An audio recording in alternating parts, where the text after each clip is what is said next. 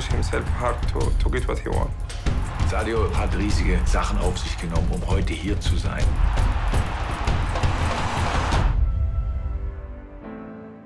Hi everybody, this is Simone Fan from AIPS. Today we're talking about the film Sadio Mane Made in Senegal, which came in third place at the AIPS Sports Media Awards in Video Athlete Profile category.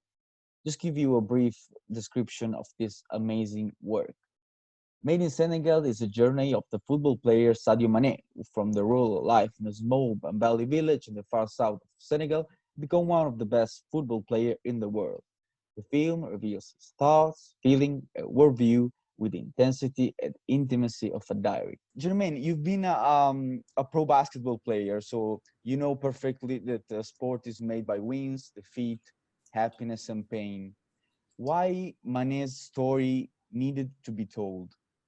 Because his story is very unconventional, also on like a professional sports player's perspective, or it's a story of a lot of African soccer players, but his is especially exceptional because he actually made it to a point where, you know, he's able to give back and, you know, become full circle with his hometown, you know, but he had to break with a lot of things, you know, from his family to, you know, his mother, and like, you know, run away and like just to be dedicated to his dream, having this grand vision of becoming a professional, like he always knew.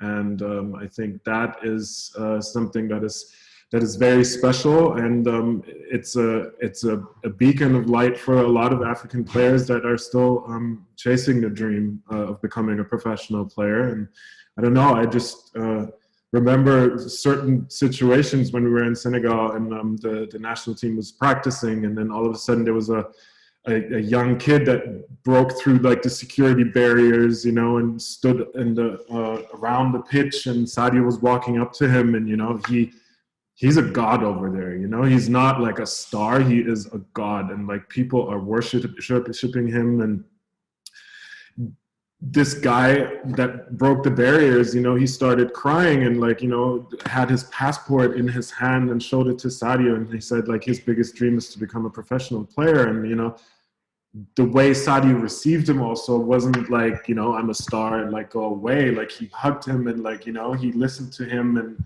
I think that's what makes him also so approachable to, you know, the younger generation and such a role model. Documentary, it's a kind of diary, you know, in which Mane is the main narrator. What's the main difficulty, challenge there is when you want to tell a story of a sportsman champion?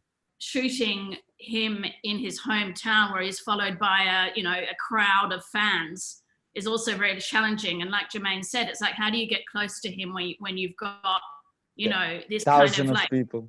Yeah. Thousands of people. You want to try and get him, obviously, and remove him from that environment to get a personal story out of it, as well as, you know, the public figure. So I think that was also a massive challenge. It's like actually kind of getting in there and getting some sort of authentic pictures that don't just involve crazy crowds. The film could hardly have been made at better times in Mane's life, considering that he won the Champions League with Liverpool. You reached the final. That's just my curiosity. Why you started the film in 2019, and how did you know that Mane was going to do such an exciting and eventful season? It's just lucky, or I don't know. I would love to say that I knew in the beginning. I knew it was a great story, and you know, a story that was very interesting to, you know, work yourself into. We initiated the contact with the management, and it all started as a smaller project. You know, it all started with like, hey, let's do a little, you know, portrait that might be an online clip, but like, you know, the manager said like, you know, if we do it right, you know, and it turned out to be, yeah, the greatest statement for his life. And I mean, as it is in documentary filmmaking, sometimes you just have to be lucky as well. And, you know, we were at the right point in the right time. I would add to that as well that a lot of football films that you see out there are retrospective documentaries where a footballer is kind of finishing his career or her career, and you get this, you know, looking back. And I think that's what made us, I think, you know, stand out, was that we kind of grabbed him and, you know, the management and grabbed him at that time and said, this is actually an important story to tell now, rather than, okay, later when he's achieved what he's achieved. And we were right there in the middle of it, the crew, and I think that sets the film a little bit apart than, you know, let's say if we compare it to the other feature films you might see on footballers who kind of do it as a way to round up their career and do a bit of a sort of, you know, retrospective. So I think that made it pretty exciting. What kind of person is Sadio Mane? And I want to ask you, what do you think about Sadio Mane before shooting the documentary and after you met him? I think he's a very humble person, very, very laid back for, you know, the big person he is, you know, whether it's in Senegal or in Liverpool, you know.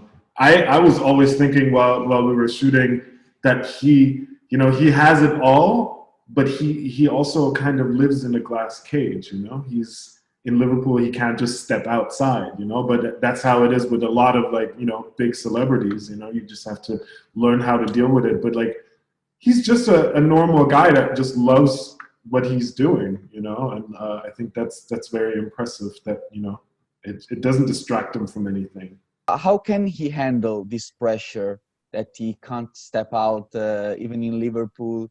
There's a lot of passion and pressure. He's incredibly disciplined, and he's also quite religious. So he has a structure of prayer, and, you know, when he wakes up in the morning, he's doing prayer. He has a very close circle of people around him that support him, and that he seems to kind of select carefully. And he hangs out in Liverpool, for example, he hangs out in a small circle of football players and, you know, people who are also from similar West African countries. So he's got a bit of a sort of, I guess, an expat community there. But I would say just in general, he's just incredibly disciplined, and, you know, he's just approaching every day, you know, with the training in the foreground and his mental discipline as well. Let's talk about a bit about the difference of the culture.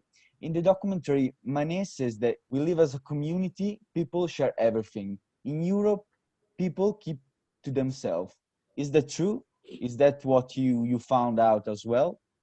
It's a different type of community completely. And I guess that's maybe, you know, something that's very relevant for football players that come from, you know, any sort of African country, is they're used to a different type of community and support and cooking together and you know, kids running around and all that. And they come to Europe and they're sort of in these siloed, you know, mansions or houses. And yeah, it could, you know, you could interpret it as a lonely existence for some.